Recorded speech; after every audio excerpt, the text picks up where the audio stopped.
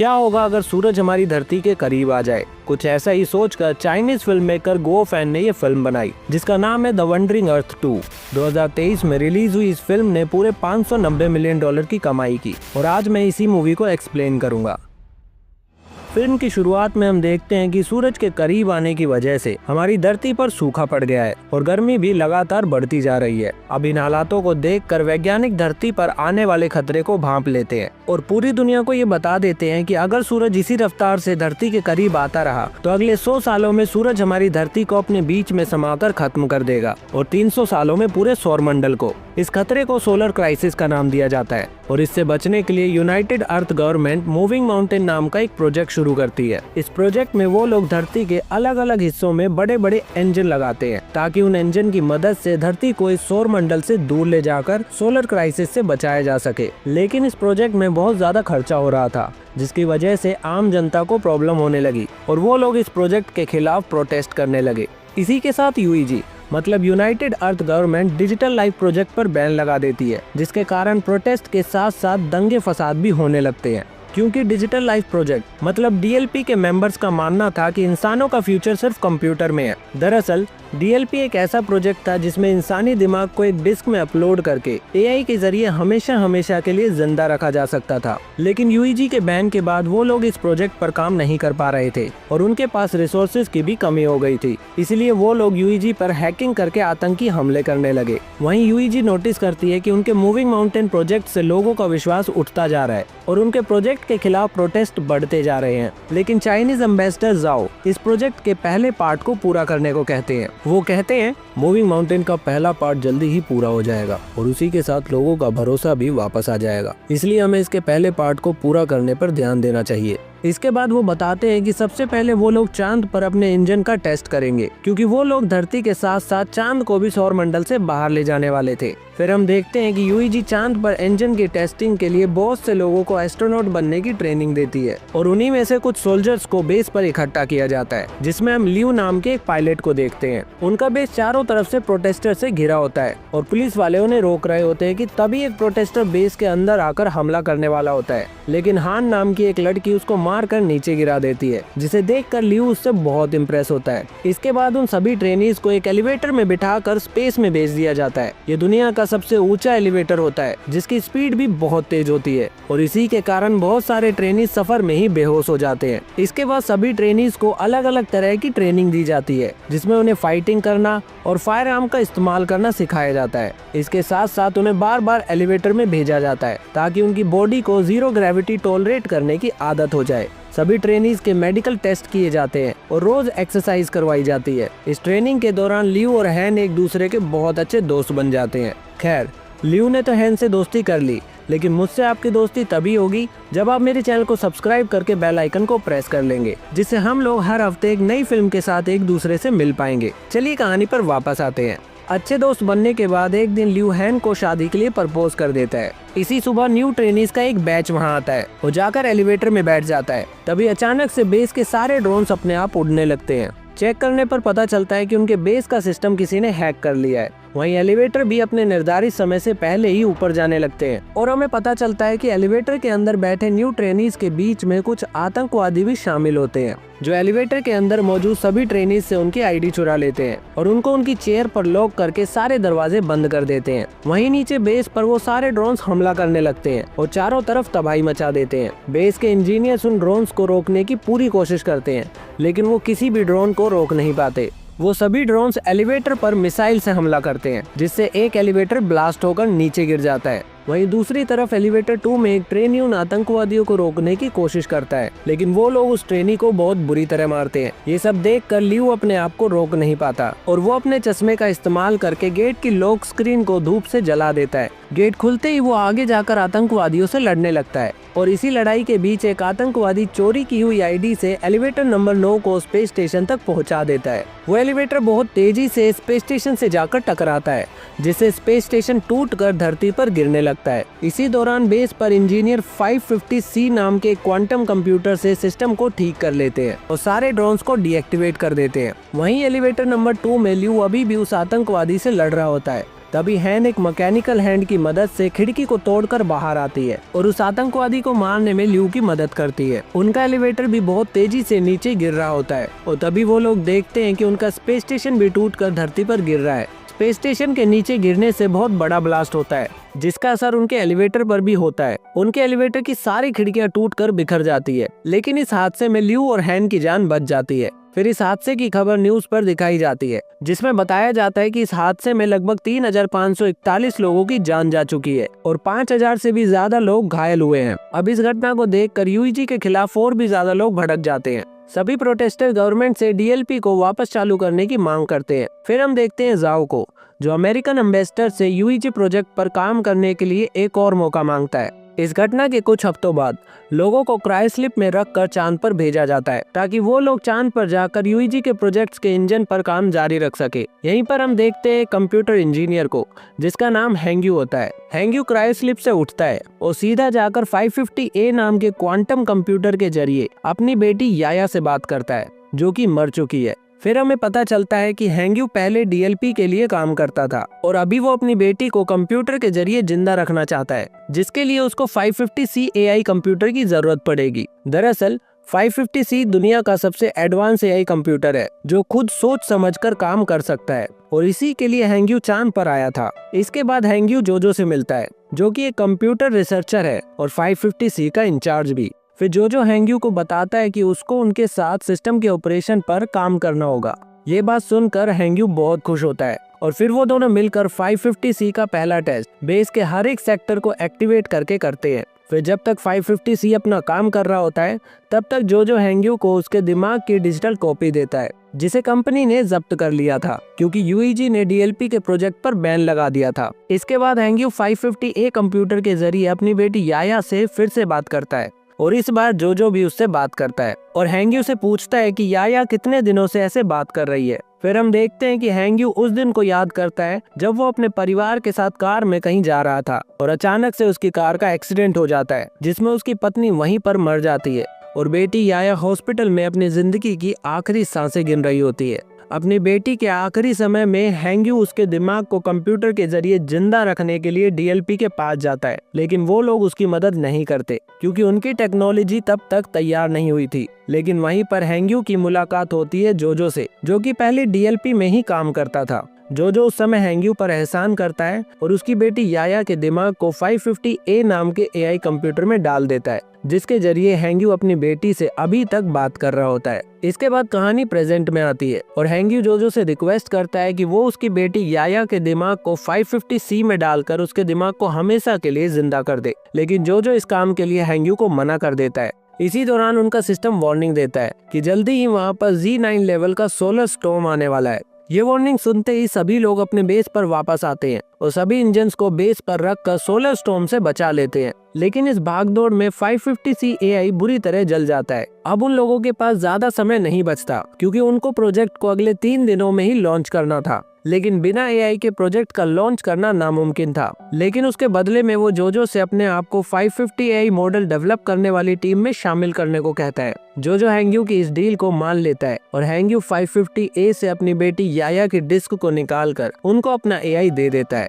फिर 3 दिन बाद उनकी टीम प्रोजेक्ट का पहला टेस्ट रन करती है जिसमें वो लोग कामयाब होते हैं और चांद अपनी जगह से थोड़ा सा खिसक जाता है। बेस पर मौजूद पूरी टीम बहुत खुश होती है क्योंकि इस टेस्ट से ये साबित हो जाता है कि अगले 20 सालों में वो पूरी तरह से चांद को धरती से दूर कर देंगे। टीम की कामयाबी की ये खबर पूरी दुनिया में फैल जाती है और सब लोगों को मूविंग माउंटेन प्रोजेक्ट पर फिर से भरोसा होने लगता है। इसके कुछ महीनों बाद वो लोग इंजन का टेस्ट धरती पर करते हैं जिससे सारी स्क्रीन ब्लैक हो जाती है और लोगों को लगता है कि उनका टेस्ट फेल हो गया। लेकिन उसके कुछ देर बाद सबको धरती हिलती हुई महसूस होती है और स्क्रीन पर आसमान में जाती हुई लाइट्स नजर आती है। इस टेस्ट से यूईजी के वैज्ञानिक ये प्रूफ कर देते हैं कि वो लोग धरती को हिलाने में कामयाब रहे। ये खबर भी पूरी दुनिया में फैल जाती है और सब लोग जश्न मनाने लगते हैं। फिर इसी तरह कई साल बीत जाते हैं और यूईजी प्रोजेक्ट लगातार शक्तिशाली इंजन्स को बनाता है जो कि जल्दी ही धरती और चांद को सौरमंडल से दूर कर देगा। इसी के साथ मूविंग माउंटेन प्रोजेक्ट का नाम बदलकर द वंडरिंग अर्थ रख दिया जाता है। फिर ऐसे ही यूईजी हर साल एक नया टेस्ट करती है जिससे लोगों का इस प्रोजेक्ट पर भरोसा और ज्यादा बढ़ जाता है और इसी के साथ डीएलपी प्रोजेक्ट को पूरी तरह बंद कर दिया जाता है। फिर गवर्नमेंट बहुत सारी अंडरग्राउंड सिटीज बनाती है जिसके अंदर जाने के लिए लोगों को पास खरीदने पड़ते हैं।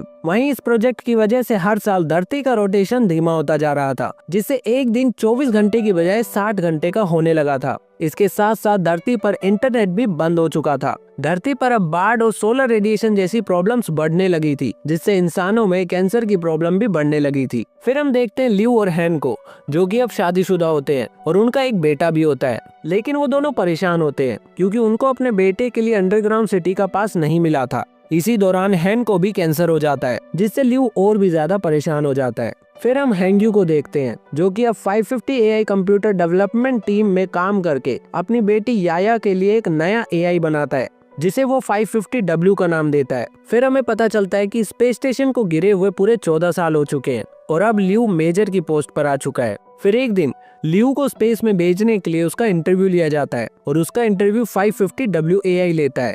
वो बताता है कि ल्यू के स्किल्स काफी अच्छे हैं, लेकिन ल्यू की जिंदगी में चल रही परेशानियों की वजह से उसको धरती पर रहकर अपने परिवार की देखरेख करनी चाहिए। इस पर ल्यू कहता है, मुझे अपने परिवार को अकेला छोड़कर जाने में दुख होगा, लेकिन मुझे अपने बेटे को अंडरग्राउंड सिटी में भेजने के लिए पास की जरूरत है, जिसके लिए मेरा बेस पर काम करना जरूरी है। वहीं पर हैंग्यू भी ल्यू के इंटरव्यू को सुन रहा होता है और उसकी बात सुनकर वो अपनी बेटी को याद करता है। इसके बाद 550W बताता है कि ल्यू की पत्नी अगले 65 दिन में मर जाएगी, इसलिए ल्यू को अपने बेटे के साथ उसके नाना को अंडरग्राउंड सिटी में भेजना चाहिए, ना कि उसकी पत्नी को। ये बात सुनकर ल्यू को थोड़ा गुस्सा आ जाता है, जिसकी वजह से वो इंटरव्यू में फेल हो जाता है। फिर इस इंटरव्यू के बाद ल्यू सीधा अपनी पत्नी से मिलने हॉस्पिटल जाता है, जहाँ पर हैन उससे कहती है, ल्यू, मैं आखिरी बार अपने होम टाउन को देखना चाहती हूँ। लेकिन मौसम की समस्याओं के कारण उसे होम टाउन ले जाना बहुत मुश्किल था। उधर हैंग्यू ल्यू की बातों से बहुत ज्यादा इमोशनल हो जाता है और वो चोरी छुपे बेस में जाकर याया के दिमाग को 550W से जोड़ देता है और अपनी बेटी से बात करने लगता है। तभी जोजो भी गार्ड्स के साथ वहाँ आ जाता है और हैंग्यू को समझाने लगता है कि उसकी बेटी अब मर चुकी है और उसे अब इस सच्चाई को स्वीकार कर लेना चाहिए।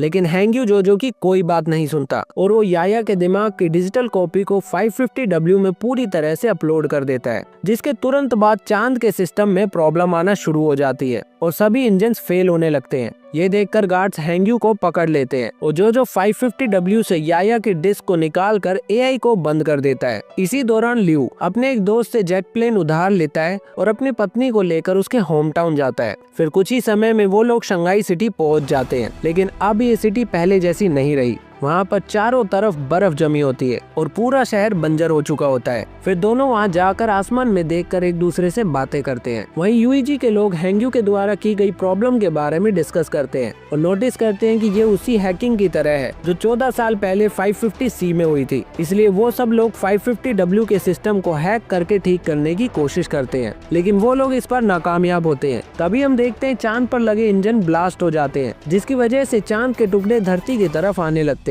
ये सब देखकर चाइना के एम्बेसडर जाओ सभी देशों के लीडर्स को एक इमरजेंसी अलर्ट भिजवा देते हैं, क्योंकि सुनामी धीरे धीरे बढ़ रही थी, जो कि जल्दी ही धरती से टकरा जाती है। और इसी इमरजेंसी की वजह से ल्यू को भी वापस ड्यूटी पर बुला लिया जाता है। इसके साथ साथ गवर्नमेंट अंडरग्राउंड सिटीज को भी खोल देती है, ताकि ज्यादा से ज्यादा लोगों की जान बचाई जा सके। उधर ल्यू के मिशन पर जाने से पहले हैन की डेथ हो जाती है और ल्यू अपने बेटे को उसके नाना के साथ अंडरग्राउंड सिटी में भेज देता है। फिर हम जाओ को देखते हैं, जो सभी देशों के लीडर से मदद मांगता है और कहता है कि उन्हें धरती पर मौजूद सभी परमाणु हथियारों का इस्तेमाल करके चांद पर अटैक करना होगा, ताकि वो लोग चांद को धरती से टकराने से रोक सके। जाओ की इस बात को सभी देश मान लेते हैं और अपने अपने परमाणु हथियार को दे देते हैं। वहीं जो हैंग्यू से मिलने जेल में जाता है और उसे बताता है कि वो लोग धरती के इंजन को जल्द से जल्द शुरू करना चाहते हैं, जिसके लिए उन्हें ग्लोबल इंटरनेट को फिर से चालू करना पड़ेगा और इस काम में उनको हैंग्यू की मदद चाहिए। लेकिन हैंग्यू जोजो की मदद करने से साफ साफ मना कर देता है। ये देखकर जोजो उसको याया की डिस्क दिखाकर ब्लैकमेल करता है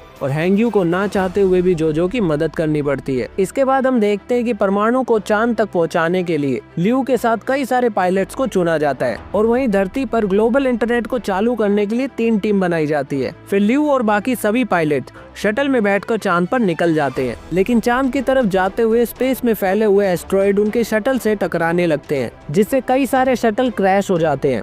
फिर जैसे तैसे करके बचे हुए शटल चांद पर पहुंच जाते हैं और परमाणु बम को चांद पर लगाना शुरू कर देते हैं। लेकिन तभी एक शटल क्रैश होकर ल्यू की शटल से टकराता है, जिससे ल्यू की शटल भी क्रैश होकर चांद की सतह पर गिर जाती है। इस क्रैश में बहुत से लोगों की जान चली जाती है और ल्यू के सूट के हेलमेट में क्रैक आ जाता है, जिससे उसका ऑक्सीजन लेवल कम होने लगता है। लेकिन तभी उसके एक साथी उसके हेलमेट पर टेप लगा देती है और फिर वो लोग बाकी परमाणु बम को पैदल जाकर लगाने का डिसाइड करते हैं। लेकिन ल्यू नहीं चाहता था कि इस काम को करने में जवान लोग अपनी जान गंवाएं, इसलिए वो अपनी टीम को शटल के अंदर बंद करके अकेला ही उन बम को लगाने चला जाता है। वहीं धरती पर ग्लोबल इंटरनेट को फिर से चालू करने के लिए हैंगी और जोजो अपने एक साथी के साथ बेजिंग में सर्वर लोकेशन पर पहुँचते हैं, जहाँ पर एक हादसे में उनका साथी मारा जाता है और इसके बाद वो दोनों अकेले ही अपना काम शुरू कर देते हैं। इसी दौरान चांद में हुए ब्लास्ट से निकला हुआ मलबा धरती से टकराने लगता है, जिससे बिल्डिंग्स हिलने लगती है और पानी के अंदर काम कर रहे जोजो के पैरों पर एक बहुत बड़ा सा सर्वर ब्लॉक गिर जाता है और वो बुरी तरह से वहाँ पर फंस जाता है।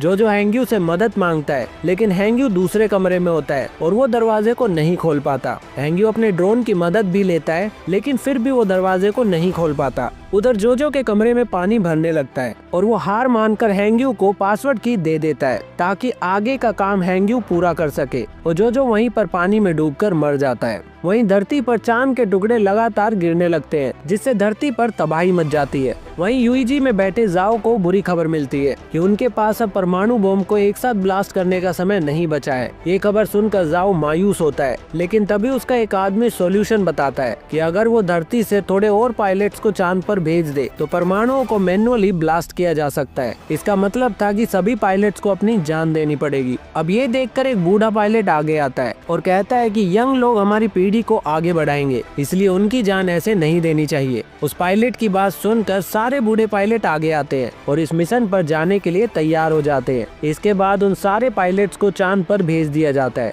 और ल्यू उन सबको आता देखकर थोड़ा खुश होता है। दूसरी ओर यूईजी में पता चलता है कि टोक्यो और दिल्ली का सर्वर वापस आ चुका है, लेकिन बेजिंग का सर्वर अभी भी रिकवर नहीं हो पाया। इसके बाद हम हैंग्यू को देखते हैं जो बेजिंग में काम कर रहा होता है और उसके रूम में भी अब पानी भरना शुरू हो जाता है, जिसकी वजह से वो की को सही कंप्यूटर से नहीं जोड़ पाता। इसी दौरान चांद पर सभी पायलट्स मिलकर परमाणुओं को ब्लास्ट करना शुरू कर देते हैं और ठीक उसी समय हैंग्यू अपने दिमाग के डिजिटल कॉपी को कंप्यूटर से जोड़ देता है और फिर अपनी बेटी याया के डिस्क को भी एक्टिव करता है और उसे वो पासवर्ड की दिखाकर इंटरनेट को अंदर से एक्टिव करने को कहता है, जिसके बाद हैंग्यू भी पानी में डूबकर मर जाता है। उधर चांद पर परमाणु ब्लास्ट होने की वजह से चांद के टुकड़े तेजी से धरती की तरफ बढ़ने लगते हैं। ये सब देखकर यूईजी में लोग जाओ से कहते हैं कि अभी बेजिंग का सर्वर चालू नहीं हुआ है और अगर हमने उसके बिना धरती के इंजन शुरू किए तो धरती भी ब्लास्ट हो जाएगी। इस पर जाओ कहते हैं हम चाइनीज कभी भी अपने काम को अधूरा नहीं छोड़ते, जैसे ही समय होता है तुम लोग इंजन को शुरू कर दो। ये सुनकर यूईजी के लोग जाओ पर भड़क जाते हैं, क्योंकि उन्हें लगता है कि जाओ को बात समझ ही नहीं आ रही कि अगर उन्होंने ऐसे ही इंजन शुरू कर दिया तो धरती तबाह हो जाएगी। दरअसल जाओ अभी भी हिम्मत नहीं हारता और अपनी टीम पर पूरा भरोसा करता है। वहीं हम देखते हैं कि बेजिंग में हैंग्यू का दिमाग 550W के अंदर एक्टिवेट हो जाता है और वो अपनी बेटी से मिलता है। हैंग्यू अपनी बेटी से मिलकर बहुत खुश होता है और वो कंप्यूटर के अंदर ही बेजिंग का इंटरनेट सर्वर चालू कर देता है।